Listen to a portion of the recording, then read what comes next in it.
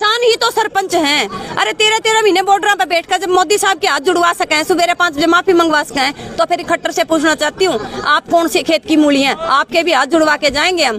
अरे उसने मैं नू याद दिलाना चाहूँ, ये वही किसान कौम है जो टोहाना में किसान आंदोलन में रात ने 1:30 बजे एतवार का दिन तेरी कोर्ट के दरवाजे खुलवाए थे।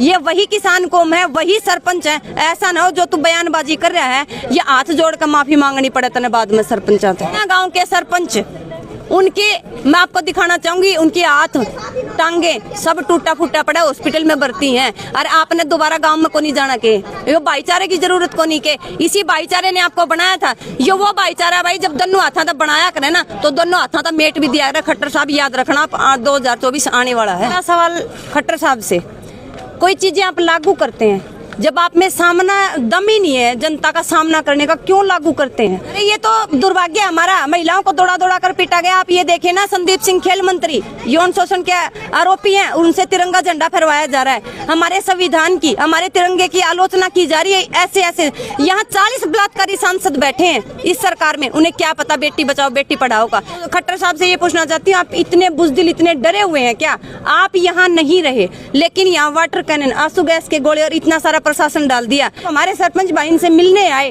तो उनका क्या जवाब था, मैं वो भी आपको बताना चाहती हूँ। उन्होंने बोला मेरे बस की बात नहीं है ये, आप खट्टर साहब से मिलिए। जब आपके बस की बात नहीं, आप किस लिए मंत्री पद पर बैठे हैं?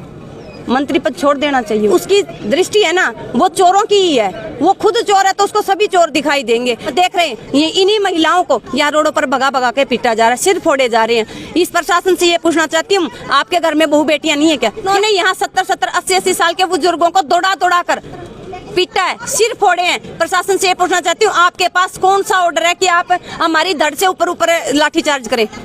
जनता की आवाज जनता तक न्यूज। सरपंच जो है, कल के दिन आपने देखा महिला सरपंच भी जो है, उन पर भी लाठीचार्ज हुआ, क्या कहना चाहोगे?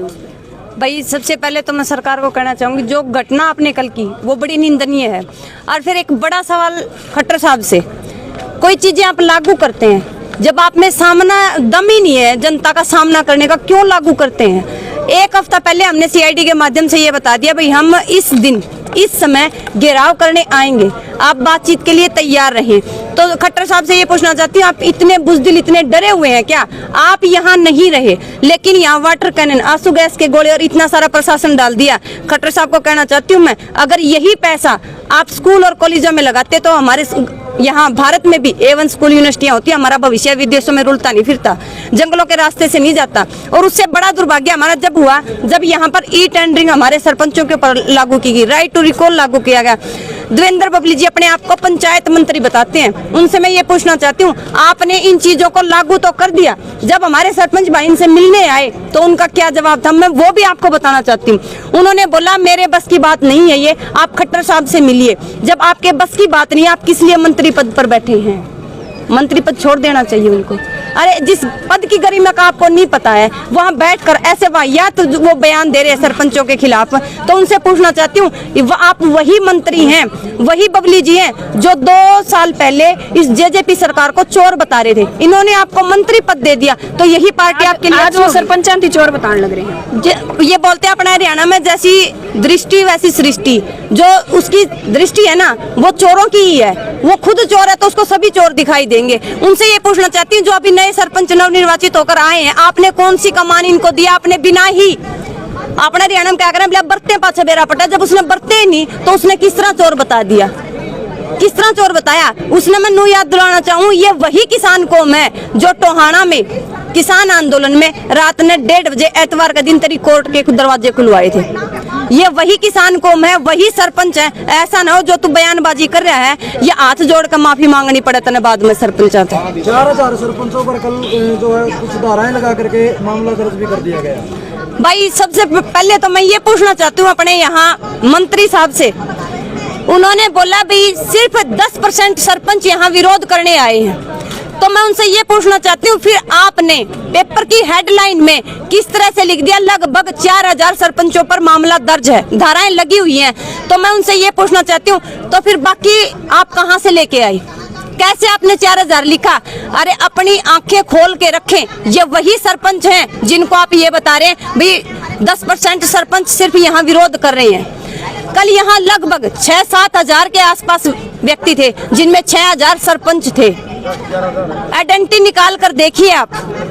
यहाँ महिला सरपंचों की बात करें तो महिलाओं को भी दौड़ा दौड़ा के पीटा गया है। अरे ये तो दुर्भाग्य हमारा, महिलाओं को दौड़ा दौड़ा कर पीटा गया। आप ये देखे ना, संदीप सिंह खेल मंत्री यौन शोषण के आरोपी हैं, उनसे तिरंगा झंडा फहरवाया जा रहा है। हमारे संविधान की, हमारे तिरंगे की आलोचना की जा रही है। ऐसे ऐसे यहाँ 40 बलात्कारी सांसद बैठे हैं इस सरकार में, उन्हें क्या पता बेटी बचाओ बेटी पढ़ाओ का।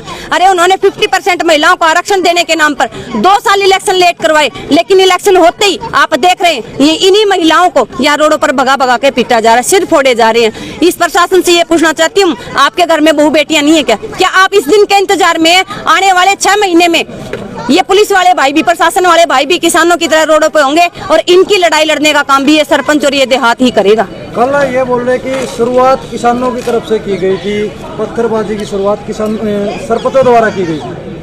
भाई अगर सरपंच पत्थरबाजी करते तो यहाँ तक नहीं आते, वो वहीं बैठकर सरपंच पत्थरबाजी कर लेते। पहला बैरिकेड भी तोड़ा हमने।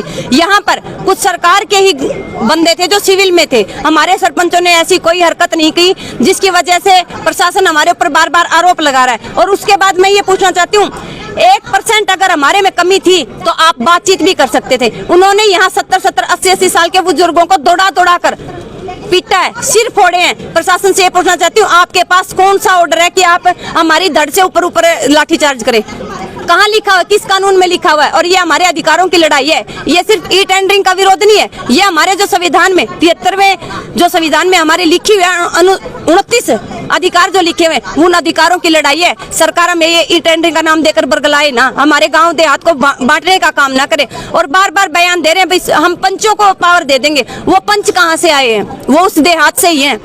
भाईचारा नहीं फटेगा, सरकार फट जाएगी, भाईचारा नहीं फटेगा। आने वाले समय में बबली साहब को बताना चाहती, जो वाहियात बयान दिए हैं आपने, उसकी एवज में हम आपको 2024 में दिखा देंगे क्या होने वाला है।